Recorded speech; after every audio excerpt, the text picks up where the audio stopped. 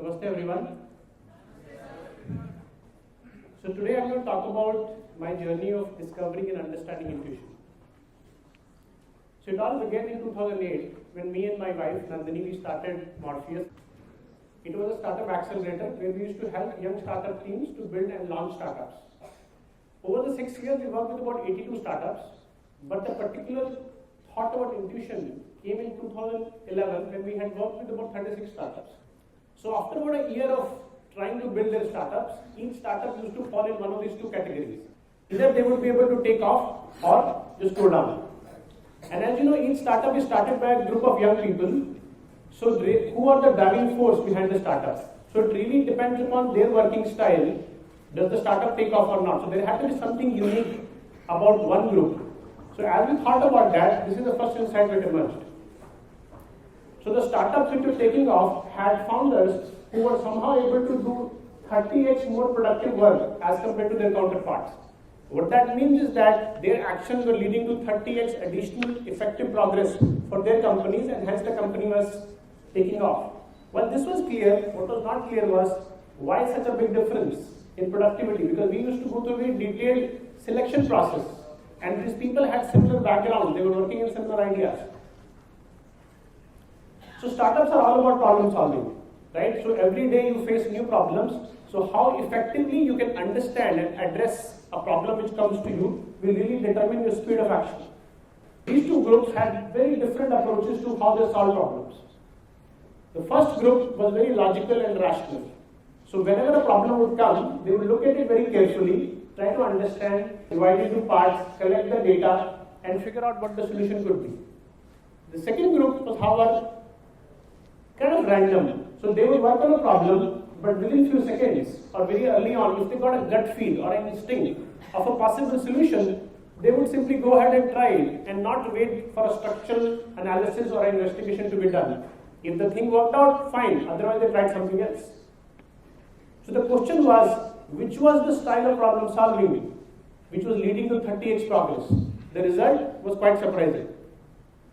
The ability to receive and implement intuitive insight seems to be the secret force which was making people progress at a rate 30x. You can even imagine a car at 10 km and another at 300 km. That was the speed. But the reason for that was still not clear to us. So we want to investigate deeper. We started looking at other legendary founders of companies which have been the great companies of history like Apple, Ford, Steve Jobs, Bill Gates, right? And it seemed like all pioneering companies of human history were built by people who had some kind of a mystical intuitive force within them. And whenever they stopped being intuitive, the company actually either stagnated or died. Now, to go further, we looked at other areas of human excellence. We looked at science, we looked at arts, music. It seems like you can think about any of these people or anybody else which you may know who you think of being excellent, and just try to silently understand what is their style of working, how do they make their decisions, and inevitably you will find that human progress itself so far has happened only because of intuition. But what is this intuition? Why do we live in a world where all our colleges, all our corporations, all our education is teaching kids only to do mental thinking, logical thinking? Probably because we don't have a systematic understanding of what is intuition. If it was there, maybe the word can be different. I want to find that out. So I was based in logic myself. So I started a logical approach to understand intuition. First, I read theories proposed in popular books like Blink and Outliers. Then went on to spend almost a year trying to study the deeper aspects of academic science, fields of neurology, psychology, started with the research of the fields back then, read till today's scientific papers. So while all this really expanded my understanding of human behavior, but the secret of intuition was still not clear. So in a true spirit of a scientist, I decided to propose my own theory of how intuition might work. My hypothesis was that each one of us are born with a certain secret capacities, certain talents which are wired into our neural networks. So during our lifetime, if we were to come across, discover what is my particular talent and nurture that, we will be on a path to excellence. And that is exactly what happened to these 30x founders. They were people born in normal families, but the family influence took them into different aspects of life. But somehow, they happened to start a company and the whole talent came out and the whole game changed. Well, meanwhile, my daughter was about 3 years old, and this is about story of 5 years back, and we were looking for a good place for her to go and get educated. We were not interested in the traditional education systems for very obvious reasons. And a friend of mine suggested us to check out a school in Chandigarh called Koveda, which is a holistic education school. And I still remember my first conversation. We sat there talking to the founders, and what they said was, so you are here because you want your child to be free. I said, yes. But the question which they asked was, are you free yourself? And by instinct, my answer was yes. You know, I've always charted my own path. I've been an entrepreneur. I've done a lot of different things. But they said, please don't be so fast. Take some time. Maybe take even a few days to really think about that. Are you free or not? Because the children really grow up in the limitation of the parents. So, for example, if at your home you eat 10 different kind of food, like you eat 10 dishes in circulation, that's the boundary of food for your child, right? So the freedom is within the 10. So they may choose 5, they may reject 5. But the world is actually offering uncountable number of dishes. Similarly, you may have limitations on the kind of books you read, the kind of movies you watch, right? As long as you are limited yourself, the child can never be fully free. This really got me thinking on a path of introspection of really trying to find out, am I free, am I not free? In this process, I read a book written by one of the founders of the school. His name is Partho. The book was called Integral Education. Integral education is a system of education which came out based on teachings of Sri Aurobindo, who is an Indian yogi, and traces its roots to the ancient Indian Gurukul system. In the book, there is a chapter called Perfection of Mind, where they talked about what are the recommended processes of integral education for a child's mind to be well developed. So it starts with sensory development, observation, silence, logical thinking, visualization, and all that stuff.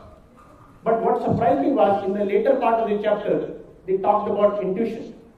So here I was trying to look everywhere in the world to find this answer. And what it said was, so while a well-developed intellectual mind can get you to a certain level of excellence, but it has a certain limit. To break new boundaries, to find new solutions, to bring down new things, just like Steve Jobs brought down iPhone, you need to somehow access the power of intuition. But what more? The book has only 8 pages on intuition. But how to find a more detailed information? So in the book, there was this line. So what was this yogic system which they were talking about? I personally had no clue about it. You know, for me, yoga was simply a system of exercise. That also which I never paid attention to. But obviously, there was a lot more to it. So I decided to go deeper. In the next 3 to 4 months, I read a bunch of books written by so-called pioneers or people who know about the yogic system. I traveled to places like Auroville and different ashrams to do some workshops. You know, basically try out things and see what do they do to me. I talked to a lot of people. And in about 4 months, I had a working definition of intuition. So it said human beings can operate from different levels of consciousness. The first level is the surface consciousness, which is where by default we all live. So we feel that we are disconnected from the rest of the universe. So we are born as like a standalone computer, where all the data, all the learning has to be done with our own senses. And at any point, if somebody asks you a question, you can only ask what you have learned. So you have a local repository. The next level is the interconnected consciousness, where you start to realize that we all have an inner sensing, an inner connection to everybody around us. We can actually, it's like a computer which is on a network. It can not only access data from its own hard disk, but other hard disks. Just take a moment and think about last time you met a new person. Within a few seconds, you can think about, get a good vibe or a bad vibe from them, right? Or you go to a bookstore trying to buy a book, but you see a totally new book which you never heard about, but somehow you feel like picking it up, right? And you pick it up and it seems like when I looked at my own life, I found that all key decisions of my life had only happened by intuition. All the jobs I did, like the girl I chose to marry, there was no logic behind it. You cannot find logic. The next level was what is called as the universal consciousness, and you can compare it to the internet. Right? If you have a computer which is connected to the internet, suddenly your access of data really increases. So people who are intuitive have somehow come to a point where they have come to realize that the universe itself is one single consciousness. and they identify with that, right? So all the data, all the things happening in the universe become visible to them. It's like, if you stand at the bottom of a building, you can only see so far. Somebody goes to the top, right? He can see so much more. There is nothing mystical about it. They have made the effort to go beyond, right? So it turns out yoga was really the path which was designed to help individual consciousness expand and connect, be in union with the universal consciousness. Yoga is a Sanskrit word which has a root sound called yuj, which literally means union or to join. So far I had learned something, so I wanted to find out more. So I spent another year trying to go deeper into this process. I chose two paths. One was the path of Advaita Vedanta, which is based on the ancient Indian knowledge of Upanishads. Second was the path of integral yoga. Integral yoga is a new yogic system developed by Sri Aurobindo and his French collaborator Mira Alfasa, also known as the Mother, in Pondicherry between 1910 and 1970.